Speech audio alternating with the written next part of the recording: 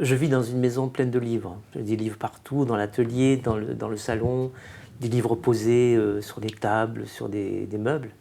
Et c'est vrai que la présence des livres me rassure. Ça vient certainement de mon enfance, parce que ma mère lisait beaucoup, elle avait beaucoup de livres. Et puis, quand on avait réussi un examen ou quoi que ce soit, un devoir ou je sais pas quoi, elle nous offrait un livre.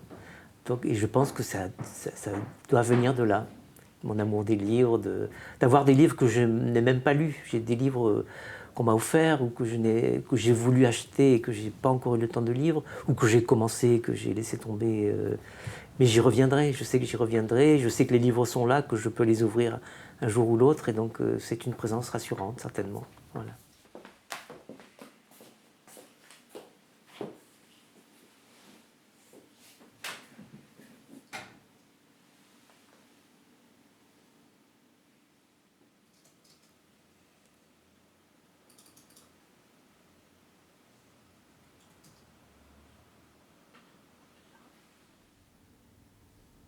Alors c'est le travail d'une archéologue qui en fait retrace l'itinéraire d'un bol en Méditerranée au début du VIe siècle avant Jésus-Christ.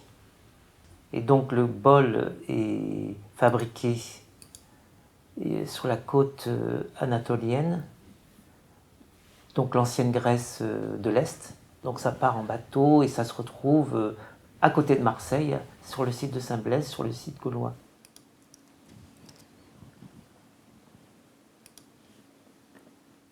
Le premier livre que j'édite, c'est donc avec Jacques Durand, journaliste à Libération.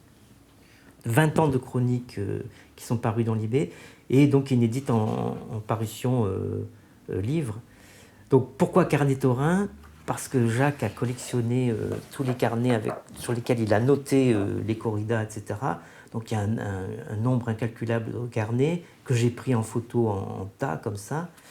Et mon principe, c'est de mettre au centre les chroniques, au centre du livre, ici, et autour d'habiller, comme pour un livre de peintre, on a les peintures au milieu, et d'habiller les chroniques avec des collages à partir des billets de corrida, des souvenirs qu'a accumulé Jacques. Voilà. Ce sont des choses comme ça. On a aussi, alors c'est assez drôle, parce qu'on a les lettres d'insultes, bien sûr, parce qu'il en reçoit. À propos de la corrida, c'est un classique. Et une collection d'étiquettes. Et on a, entre autres, le message, on a reproduit le premier message de sa rédaction à Libé, qui lui dit, pour la première chronique, conseil du rédacteur en chef de Libération en 86, lors de l'ouverture de la chronique taurine, il faut que la mercière de Roubaix comprenne. Et la tauromachie, ça n'est pas parce que j'aime absolument la corrida, c'est pas ça du tout. Mais c'est l'occasion qui a fait que j'ai côtoyé Jacques Durand, j'ai côtoyé d'autres gens du monde de la tauromachie. Je suis rentré dans ce monde-là.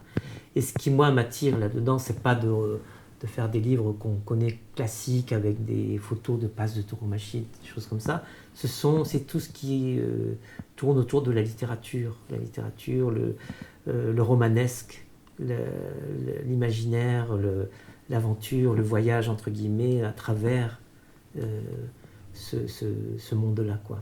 Je sais qu'il y a des lecteurs qui ne vont pas au corrida et qui lisent Jacques Durand parce que il a une écriture extraordinaire. Ce qui m'intéressait aussi beaucoup, ce sont les carnets de voyage. J'ai créé avec deux amis, donc Alain Boss qui est caviste et Jacques Mène qui est grand reporter. J'ai créé un carnet de voyage sur le vin. Donc qui dure toujours, qui existe toujours chaque année. Nous partons tous les 3 ans à la découverte d'un vignoble.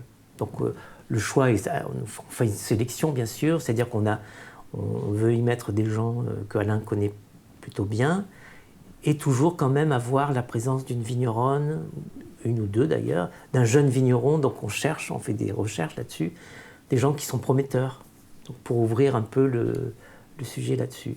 Et on a ajouté maintenant une rubrique on choisit un cuistot, on présente un cuistot, donc on part 3 ou 4 jours et on raconte, c'est un carnet de voyage. Donc moi je fais des images, je fais l'édition, Alain lui s'occupe des dégustations et Jacques raconte, puisque c'est son métier d'écrire, donc lui il raconte tout ça.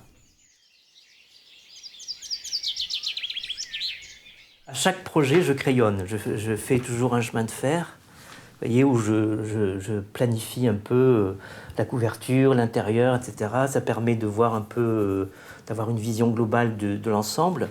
Et puis on peut se rendre compte qu'on a tant de pages pour telle chose, et il en faudrait peut-être un peu moins ou un peu plus. On essaie d'avoir des équilibres. Si on a oublié des choses, alors hop, on rajoute un peu des choses qui nous semblent essentielles.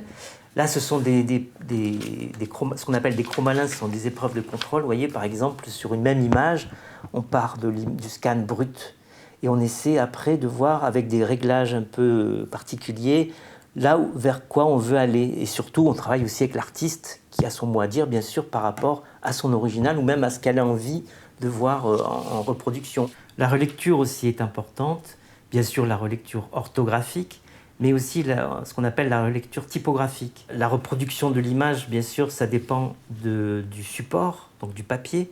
On a des papiers mat, des papiers couchés, on a énormément de papiers différents. Moi, je préfère les papiers mat, en tout cas.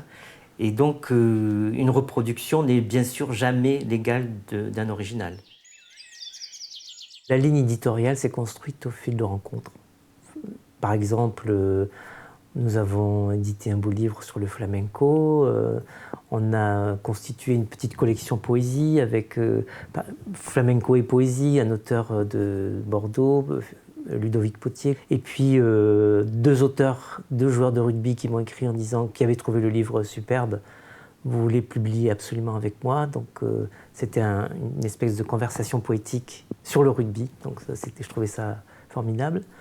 Des choses comme ça, et puis aussi une botaniste avec qui j'ai fait 2 carnets botaniques, préfacés par Gilles Clément, Francis Allais. Enfin, au fur et à mesure, il y a eu comme ça des rencontres avec des gens qui sont devenus des amis, parce que c'est tout un travail de longue haleine de construire comme ça avec des auteurs.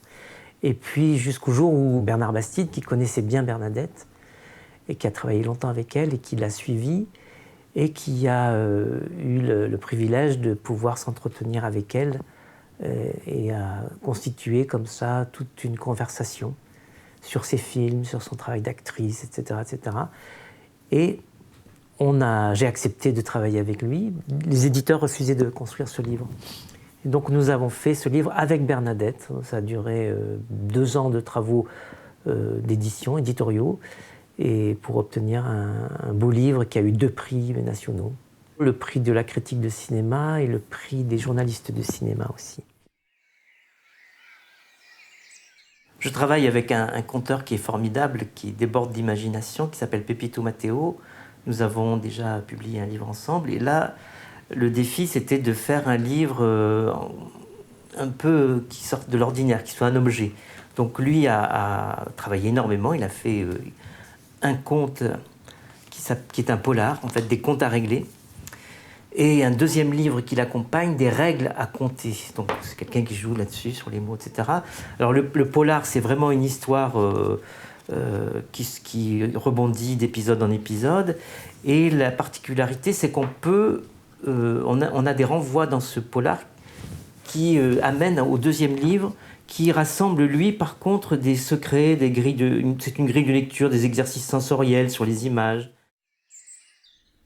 Toujours dans les rencontres, Victoire Di Rosa, l'épouse d'Hervé Di Rosa, m'a proposé de poser la question comme ça, en disant « mais ce serait formidable si on faisait un mano à mano entre Jacques Durand et Hervé ».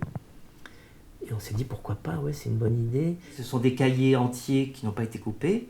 D'un côté, on a un texte qui se lit en dépliant le cahier, et quand on déplie le tout, on a une peinture de Di Rosa. Voilà.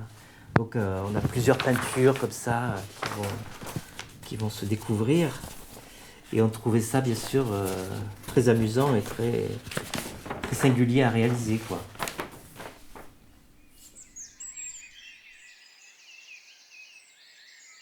Le temps est un élément très important. Le temps, c'est le luxe pour réussir à mener à bien un livre, qui est une vraie entreprise.